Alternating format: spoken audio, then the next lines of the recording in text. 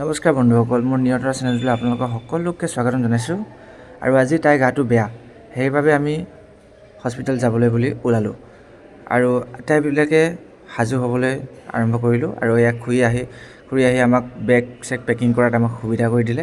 বেগ check packing কৰাৰ অৰ্থটো হ'ল মানে আমি তাইৰ ভাগৰ লাষ্ট চেকআপত গৈছোঁ, যিহেতু চেকআপটোৰ পিছত হয়তো থাকিবলগীয়া হ'ব পাৰে, হয়তো আহিবলগীয়া হ'ব পাৰে। সেইটো কাৰণে দুটা অপশ্যন লৈ পেলাই আমি বেগকেইটা পেকিং কৰা হ'ল, যাতে থাকিবলগীয়া হ'লে আমি সেই সুবিধাটো আমি কৰি ল'ব পাৰোঁ। ফাইনেলি ৰেডি হৈ গ'লোঁ হস্পিটেল যাবৰ কাৰণে। সকলো বস্তু ৰেডি কৰি পেকিং চেকিং কৰি পেলাই কি বস্তু লাগে কি নালাগে ভালকৈ সাৱধান হৈ পেলাই বস্তু ধুনীয়াকৈ পেকিং কৰি পেলাই আমি আটাইখিনি ওলালোঁ। এতিয়া অলপ পিছতে মামা আহিব এইফালে, তাৰপিছতে আটাইখিনিয়ে যাম। মা, আইতা, মামী আৰু মামা এখন গাড়ীত যাব আৰু মই বাইকত যাম। এয়া ৰেডি কৰি থোৱা আছে। বিশাল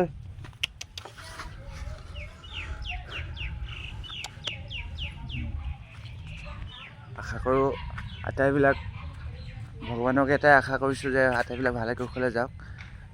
বাকী আটাইবিলাক ওলাই ৰেডি।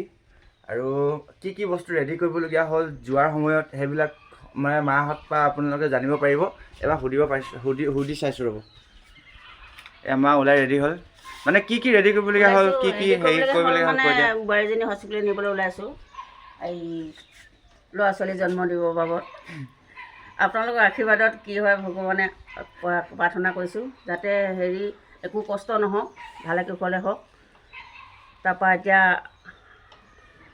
ওলাবলৈ কাৰণে কি আমি আয়োজন কৰি লৈছোঁ।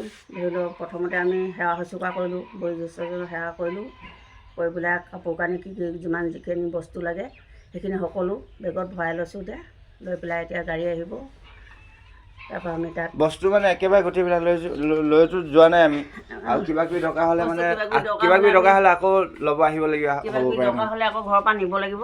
বৰ্তমান যিখিনি আমি পাৰিছোঁ ইমানখিনি লৈ গৈছোঁ। হয়তো থাকিবলগীয়া হ'ব পাৰে, আহি দিবলগীয়া হ'ব পাৰে।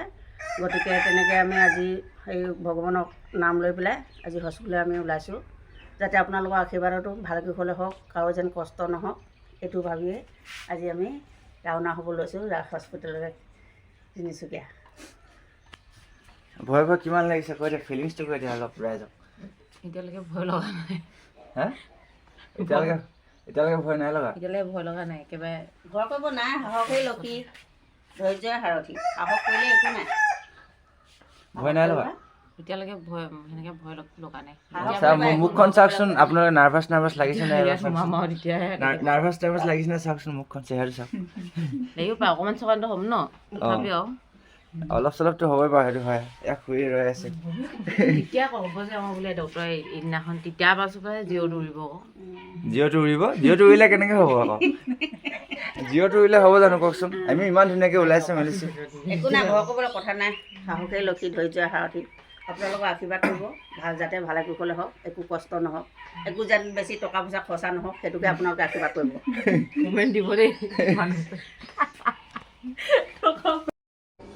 বয়োজ্যেষ্ঠ হিচাপে আইতাক লৈ গ'লোঁ আমি। এয়া আইতা ৰেডি হৈ আছে, আগত ৰৈ আছে যাম বুলি। মামী আৰু মামা আহিলে। মামী হ'ল আশাকৰ্মীত যিহেতু কৰে, ভালেখিনি মানে জ্ঞান আছে এই বিষয়ৰ ওপৰত। গতিকে মামীয়ে এই আমাৰ জাৰ্ণিটোৰ লিড লৈছে।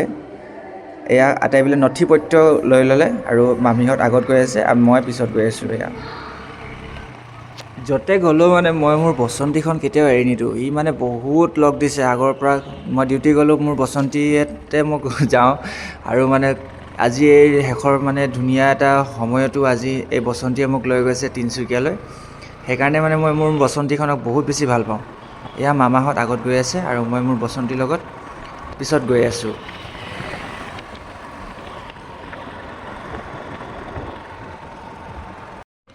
ঘৰৰ পৰা 16 কিলোমিটাৰ হয় তিনিচুকীয়ালৈ, আৰু তিনিচুকীয়াৰ মাজমজিয়াতে অৱস্থিত এই চিভিলখন পালোহি। এই ৰাস্তা মানে যিটো চিভিলৰ ফ্ৰণ্ট গেটেদি অলপমান সোমাই আহি পেলাই যোনটো লাষ্টৰ বিল্ডিং, তাতে ডাইন'লজিষ্ট গোটেইখিনি কাম কাজ কৰা হয়। আৰু এই বিল্ডিংটো দেখিছে, ইয়াতে মানে প্ৰেগনেঞ্চি লেডিসকল থকাৰ ব্যৱস্থা ইয়াতে আছে আৰু ইয়াৰ সম্পূৰ্ণ কাম ইয়াতে হয়। তাইও লাহে লাহে আহি আছে, দেখিছে মাহঁতে লৈ আহিছে।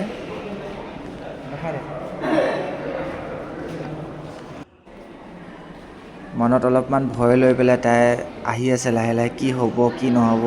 আৰু যি কি নহওক, তাইয়ে যিমান ভয় লাগিছে মোৰো সিমানেই ভয় লাগিছে। ডক্টৰক দেখুৱালোঁ, তাৰপিছতে আল্ট্ৰাচাউণ্ড কৰিব দিলে। আমি আটাইখিনি আহিলোঁ আল্ট্ৰাচাউণ্ড কৰোঁ বুলি। আধা ঘণ্টামান সময় আমাৰ তাতে গ'ল। আটাইবিলাকে কথা বতৰা পাতিলোঁ, তাইৰ কাৰণে অপেক্ষা কৰিলোঁ কি ৰিজাল্ট আহিব বুলি। এই গেটখন দেখিছে নহয়, আগতে বহুত সুবিধা আছিলে, খোলা আছিলে দোকানখন ওচৰতে, এতিয়া এপাক ঘূৰি যাব লগা হয়। বাকী যি কি নহওক, তাৰ ৰিজাল্টটো আহিলে আল্ট্ৰাচাউণ্ড ৰিপৰ্টত ধৰা পৰিল। ডেট আছিল 4 এপ্ৰিল আৰু আজি হ'ল 20 মাৰ্চ। আৰু ছাৰে ক'লে যে আজি সকলো হৈ যাব। সেয়ে খাৰু চাৰু আটাইবিলাক সলগাই পেলাই তাই ৰেডি হৈ গ'ল অপাৰেশ্যন থিয়েটাৰলৈ। তাই বৰ্তমান অপাৰেশ্যন থিয়েটাৰলৈ গুচি গ'ল আৰু এতিয়া কেনেকুৱা কি অৱস্থা ময়ে জানো। আৰু একদম গৰম লাগি গৈছে, ভয় লাগিছে। আৰু ভগৱানৰ কৃপাত সকলো ভালেই হওক, তাকে আশা কৰিছোঁ। বাকী মানে একদম ক'বলৈ নোৱাৰিছোঁ আৰু একদম বহুত দেৰি সময় ৱেইট কৰিলোঁ বাহিৰত, মানে অতীত যাব নিদিয়ে বুলি ভাবিছিলোঁ। পাছতে তাৰ পৰা মানে নাৰ্ছ এগৰাকী আহি ক'লে যে ভিতৰত যাব পাৰে, একো প্ৰব্লেম নাই। তাৰপিছতে আমি আহিলোঁ, তাইক লগ পালোঁ। নতুনকৈ মানে নতুন গেটআপত তাই ৰেডি হৈ আছে আৰু খুব বেছি ভাল লাগিলে। মানে অলপমান সময় দিয়ে ভিতৰত, আধা ঘণ্টামান ৰেডি হ'বৰ কাৰণে সময় দিয়ে, অলপ মানে ৰেষ্ট কৰিবৰ কাৰণে সময় দিয়ে। ফেমিলি মানুহ আহিব পাৰে 2-এজন। বস্তু এতিয়া ভয় লাগিছে নাই? লাগিছে কিমান? বহুত। ভয় কৰিব নালাগে দে, মা আছে ইয়াতে, আমি আছোঁ। অলপ পিছত তাই খুব বেছি ভয় খাই আছিলে। আমি সাহস দিবৰ কাৰণে চেষ্টা কৰিলোঁ।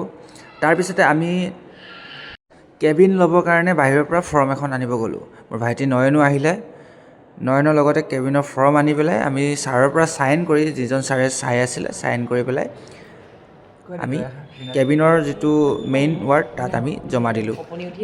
মোৰ ভিনদেউ আহিলে তাইক লগ কৰিবলৈ আৰু কথা বতৰা পাতিলে, অলপমান সাহস দিবৰ কাৰণে তেখেতেও চেষ্টা কৰিলে।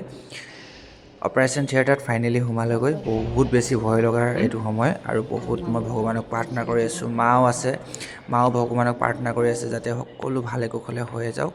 মামীও আছে। বুকুখন যেন একেবাৰে ধম এটা আৱাজ শুনি আছোঁ ভিতৰৰ পৰা, আৰু একো প্ৰকাশ কৰিব পৰা নাই, বুজাব পৰা নাই, কেৱল মাত্ৰ ভালকৈ বুজি পাইছোঁ নিজে।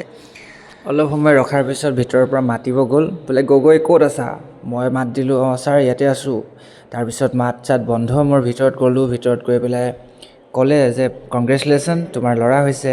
খবৰটো পাই পেলাই মোৰ মানে আনন্দৰ চকু পানী ওলাই গৈছিলে। কি ক'ম আৰু, সেইটো মুহূৰ্ত আপোনালোকে মানে ফিল কৰিব পাৰিব আপোনালোকৰ নিজৰ সময়ত।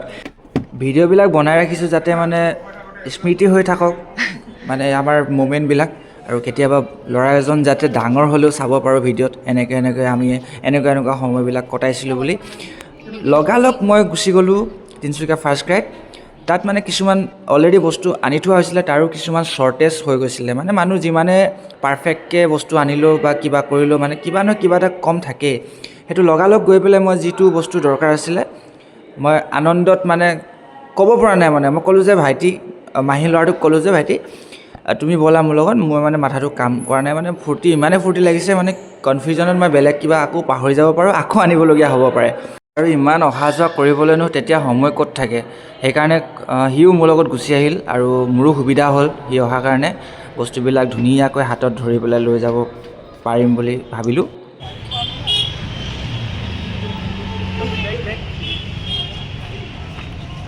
অলপ পাছতে সুষমা বা আৰু মা আহি পালে ঘৰৰ পৰা। খবৰটো মানে ৰাস্তাতে শুনি পালে।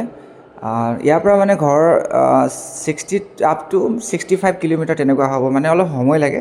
আৰু আহি পেলাই মোক শুভেচ্ছা যাচিলে, কংগ্ৰেচুলেশ্যন দিলে। খুব বেছি ভাল লাগিলে, মোৰ বহুত বেছি আনন্দ হৈ আছিলোঁ। আৰু অলপ পিছতে অপাৰেশ্যন থিয়েটাৰৰ পৰা উলিয়াই আনি পেলাই HDUত ভৰ্তি কৰোৱা হ'ল। আৰু তাইক অলপমান চেহেৰাটো চাব পাই মোৰ বহুত শান্তি লাগিলে, বহুত ভাল লাগিলে সুস্থকৈ আছে বুলি। বহুত ভয় লাগি আছিল, আৰু তাইক দেখা পাই মোৰ ভয়টো যেন মানে হাঁহিলৈ ৰূপান্তৰিত হ'ল। দিনটো এনেকৈয়ে পাৰ হ'ল আৰু ৰাতি হ'ল, আৰু জীৱনৰ এক নতুন পৃষ্ঠা আৰম্ভ হ'ল। ভিডিঅ'টো ভাল পালে লাইক, কমেণ্ট আৰু শ্বেয়াৰ কৰিব। Thank U.